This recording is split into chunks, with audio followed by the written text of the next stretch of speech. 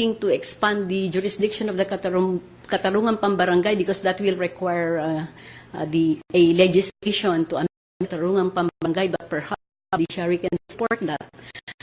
We are still relying on the penalties provided in the old in our penal code, which was taken from the Spanish penal code, and so if we go by the penalty provided for crimes under the revised penal code, there will be a lot of cases will be excluded from the so I think that we should give priority to that, because the lack of public trust and confidence is brought about by the delay in the disposition of cases. The more cases we have, the longer it takes for them to decide the case.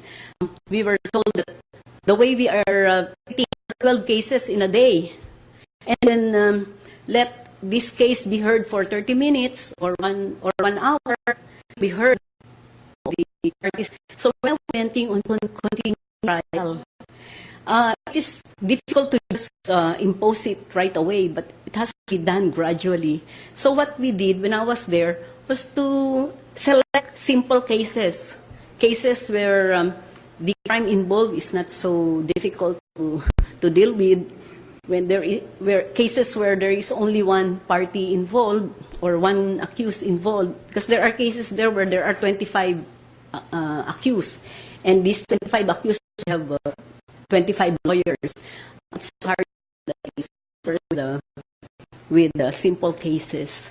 Should try to experiment on that. I didn't know what happened when I left the Sandigan Bayan. I no longer was able to see what happened if they continued with the experimentation. So there are so many ways of improving access to justice, making it more speedy, making it more efficient, and we just need to have this political will to be able to do it. Thank you, ma'am, especially on your emphasis on court annex mediation. As earlier told by Justice Carpio, our success rate is 78%, which is quite high. So that's an average of 7 out of 10 cases referred to for mediation are actually settled, and that really dramatically reduces the court docket. Plus the fact, and perhaps many do not know this, that you don't have to be a lawyer to be a mediator in court annex mediation. And no matter what the amount involved is in the case, a mediator gets the same fee. Okay, so it's something like 700 or 800 pesos. So it's really, actually it's also public service. It's a form of public service to be mediator, and I think it's necessary for them to get the right support through training so that we can ensure the continuity of the program. I just have 2 more points, ma'am, if I may. In your long career in public service, do you recall of any instance where your independence was put to test when you had to make a decision against the wishes of the appointing power? I'd like to say that I have been very lucky in the course of my career, whether it was in the Department of Justice or here in the judiciary. I have never experienced any pressure at all. I was allowed to do what I believe was right. Because if you have established that reputation, that you know what you are doing, and that you have integrity, I don't think anybody would ever try to influence or pressure you. Because I would take that to be an dignity if anyone would ever know. It was in the Department of Justice. I'm very happy to have very decent superiors in the Department of Justice during all the time that I was there, and even now in the judiciary. Thank you, ma'am, for that answer. And for my final question, if appointed Chief Justice, a lady Chief Justice at that, how would you characterize a De Castro court? I'd like to be remembered to be a court which is independent, where independent, efficient, where integrity is upheld, and where people have trust and confidence. And that I want the members of the court to be remembered as models of exemplary behavior and decency. Thank you, ma'am. With that, I wish you luck. Thank you, Justice Leonardo De Castro. Mr. Chairman, I have no other question. Thank you. Thank you. Attorney Mejia, please. Thank you, Mr. Chairman. Good afternoon po, Justice De Castro. Good afternoon. I understand, and based on our record po, you were previously nominated as, or you were previously interviewed as for the position of Chief Justice already. Were you shortlisted? Yes, I was. Kung halimbawa po na kayo ang napili noon, what would have been a De Castro court today?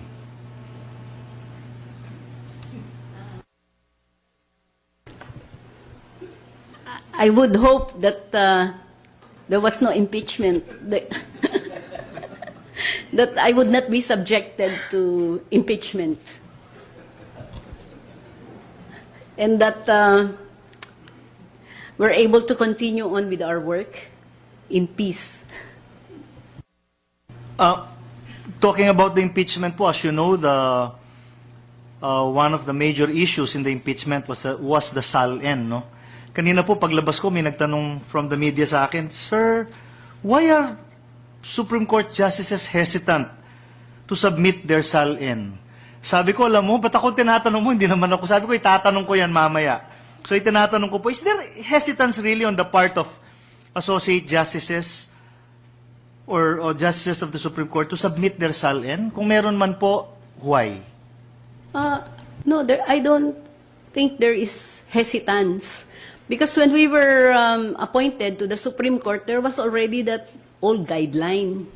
So we were just following the guideline.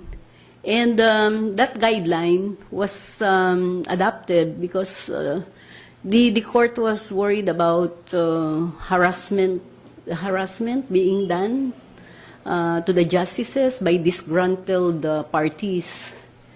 Now, if in the spirit of transparency, since that was regulation was adopted a long time ago, and many things have changed since then. There is greater demand now for transparency and for accountability. So I believe that we should give in to the popular demand and lay everything out. Anyway, we're not hiding anything from the public. Thank you po. You mentioned earlier, no, in fact, in your opening statement, that you have formed the opinion that the court should exercise its expanded power of judicial review with utmost care. Can you please expound on that? The power of judicial review exists within our system, constitutional system, where there is a separation of power, a system of checks and balances to ensure coordination, a harmonious coordination among the three branches of the government.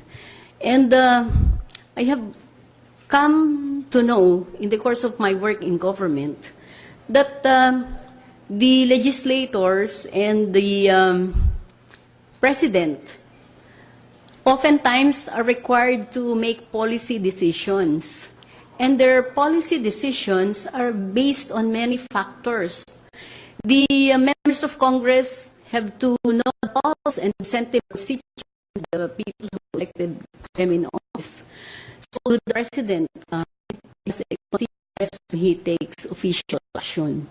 And aside from that, they have technical information which are not within the reach of the court.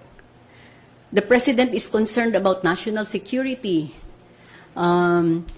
he would have classified information